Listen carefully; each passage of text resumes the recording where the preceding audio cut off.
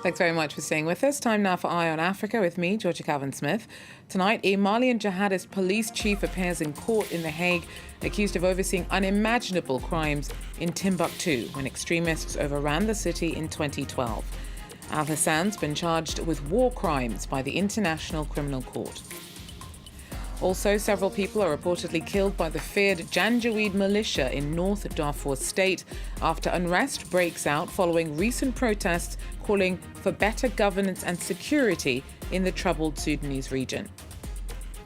And we hear from some of the members of a female-led collective in Togo. They're pioneering intensive new techniques in their rice cultivation, a project that's given participants independence and a better quality of life. But first, a Malian jihadist extremist has gone on trial in the International Criminal Court, accused of personally overseeing a litany of violent and sexual abuses in Timbuktu in 2012. Hassan's charged with terrorizing civilians, policing the city whilst it was under militant control, and committing what prosecutors have described as unimaginable crimes that included public amputations, rape and floggings. This is at the heart of the current case. The use of violence, the commission of crimes against the inhabitants who were belittled, humiliated, assaulted, and subjected to persecution on religious and gender grounds, to which they saw no end, and in which Hassan, the conscious and acting soul of the Islamic police force, played a central role.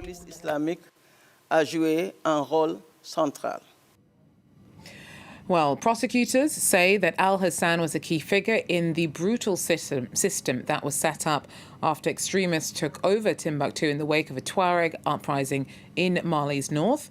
He faces charges of war crimes, crimes against humanity, rape and sexual slavery. Stephanie Vandenberg was following the trial for us in The Hague. She tells us more. It was this kind of slow start because before the prosecutor could even start with her opening statement, the defense put forward a motion saying that their client was unfit to stand trial because he had mental health issue related to post-traumatic stress disorder, which they say he got when he was held in jail in Mali before coming to this court. So there was a lot of procedural back and forth to adjust that motion. Then the judges ordered that he should be examined by a doctor to see if he's indeed fit to stand trial, but they ordered that the trial could go forward in any case, and Hassan was asked to enter pleas to all the 13 counts against him, but basically refused to do that and said to every time they asked him, do you plead guilty or not guilty, he said, I can't answer the question. So that was kind of a stilted start to the trial. Stephanie Vandenberg there for us. Now, Sudan's declared a state of emergency in parts of Darfur after unrest broke out in towns in the north of the region over the weekend. Several people have reportedly been killed by paramilitary fighters around the town of Khartoum. It follows protests on Sunday calling for better security in the area. Mukelwa Shachwayu tells us more. The killing of more than a dozen people in Fatabono in northern Darfur comes more than a week when residents in the area started staging a sit-in protests. They are demanding for greater security in the area and also the banning of motorcycles. They tell the media that often armed groups come in riding in motorcycles, burning their homes and looting their property. They also say that these armed groups claim that the land is theirs and therefore want them to pay fees in order to farm. They say they have not been able to farm in the area for years. It's also reported that police took several hours to respond, and so some activists believe that this was a coordinated attack between the attackers and the police. Although last week residents did secure a victory when the director of the area, Mohammed El-Zain, banned the motorcycles. A government statement also said that the attackers want to destabilize the region, and of course the conflict and instability in the area is historical. The government has therefore called for a 14-day state of emergency. Kalawat Shachwai there for us. Now, new talks between Sudan, Egypt and Ethiopia over Ethiopia's mega dam project on the Nile have stalled. 2 weeks ago, the African Union started mediating this latest round of negotiations over the $4 billion hydropower project. It's caused tensions between the three nations as all rely on the river's waters, and Cairo's worried that its share could be cut back by the dam. The parties are still hoping to strike a deal about the regulation of flow from the dam, but Addis says that it is determined to start filling the giant reservoir this month, even without an agreement. Now, Ivory Coast paid tribute to Prime Minister Amadou Gon Coulibaly, who died last week from a heart attack. A special ceremony was held in Abidjan on Tuesday. Our correspondents report. A grand yet solemn march for the deceased. Tuesday saw Ivory Coast pay its final tributes to the late Prime Minister Amadou Gon Coulibaly. Many foreign officials, including the Senegalese President Macky Sall and the French Foreign Affairs Minister, travelled to the country to take part in a ceremony led by President Alassane Ouattara. Gon Coulibaly was awarded the Grand Croix de l'Ordre National, the country's highest distinction. The Ivorian Education Minister was the first to pay her respects. Mon ami, mon confident, mon compagnon de lutte, mon modèle, mon conseiller, mon soutien de tous les instants, mon patron. J'aurais tant voulu faire cette intervention à l'occasion de l'investiture de notre bien-aimé Amadou Gon Coulibaly en tant que président de la République de Côte d'Ivoire. Then it was the turn of Patrick ACHI, the presidential chief of staff. Following Gon Coulibaly's death, ACHI's amongst those in the running to become the candidate for the ruling party in upcoming presidential elections. L'annonce du décès de cet homme qui conduisait notre gouvernement a fait vaciller la patrie tout entière. Comme une vague, cette peine immense a traversé nos villes et franchi nos frontières. Pars en paix et que la terre de tes ancêtres nous soit légère. The Prime Minister's widow was given a flag to close the ceremony. Gon Coulibaly's body has now been removed from the presidential palace and will be buried on Friday on the land of his ancestors, Korogo, in the north of the country. Foreigners are hoping to get a residence permit in Gabon have been hit with a new tax that's supposed to help the country mitigate some of the economic toll that coronavirus has taken. The amendment to the finance bill will weigh heavily, particularly on small businesses run by immigrants. Our team tells us more.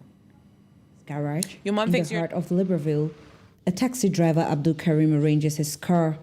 This Cameroonian has been living in Gabon for more than 10 years. But he's worried foreign workers like him face having to pay a tax on their income if they want to renew their residence permits. Je suis presque à la fin de ma carte de séjour, où déjà le renouvellement me coûtera 150 000 francs. Nous tirons le diable par la queue. S'il faut maintenant qu'à 150 000, qu'on essaie encore de réfléchir combien on viendra déposer là-dessus, je crois que peut-être c'est une autre façon de lui demander de ne même plus le faire la carte de séjour. Pay the tax or leave Gabon. The new amendment to the finance bill has put workers in the informal sector like Tony in a dilemma. He's a Nigerian who sells white clay stones at Le Grand Marché de Montboy. The coronavirus pandemic already affected his business. The new tax could be a fatal blow. Nous avons commencé d'abord 50 000 francs pour renouveler les cartes de séjour. Après 100 000, c'est encore 150 000. 7 ans, ça encore vient où? Si c'est 7 mois-là, c'est vraiment impossible parce que nous sommes dans le confinement. The new levy on foreign workers will help the Gabonese government plug its budget deficit, a hole that's in part due to the current coronavirus crisis. Former investment banker Willy Onsia says Gabon's economy is in a difficult place. Avec cette crise, l'État gabonais a perdu à peu près 600 milliards de francs CFA de recettes. Par conséquent, dans la loi de finances rectificative, les cadres du ministère de l'économie ont dû faire preuve d'innovation. La loi dit que tout travailleur, toute personne qui exerce une activité au Gabon doit payer l'impôt. Et certaines personnes étaient exonérées d'impôts, n'étaient pas fiscalisées. Voted on June 30 by the Council of Ministers, this bill is yet to be adopted by Parliament in a country whose economy partially depends on the tens of thousands of African nationals who come here to work. Togolese female farmers have created a premium rice brand. The team in NILE cultivate, process and sell the harvest themselves in a project that's helped give them more options and independence. Emmanuel Soji tells us more.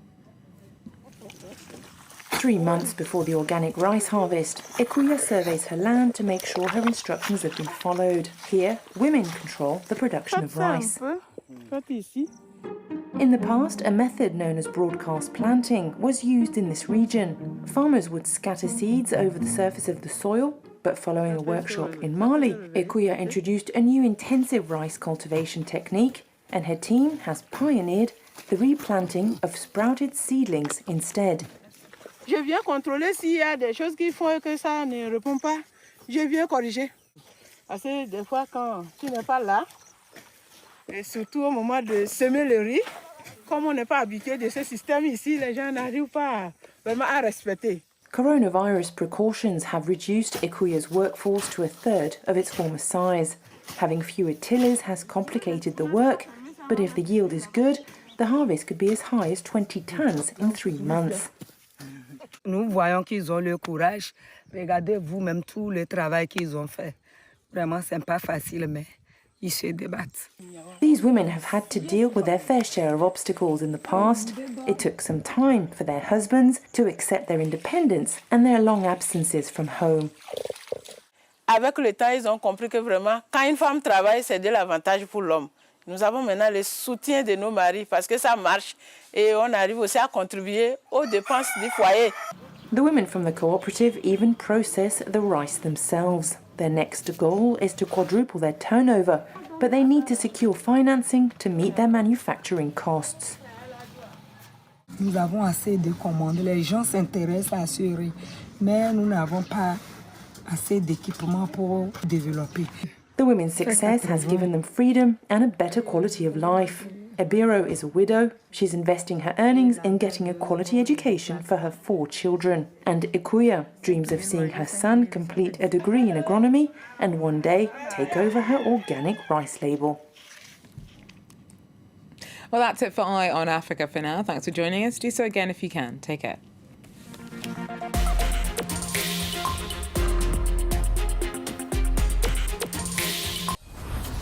It may be a cliche, but we truly are living through extraordinary times. COVID-19, climate change, a global movement against racism. Here on France 24, we want to bring you the human stories behind the headlines. The programme is called The New Normal, and it features original reporting every week from France 24's correspondents all around the world. The New Normal on France 24 and France24.com.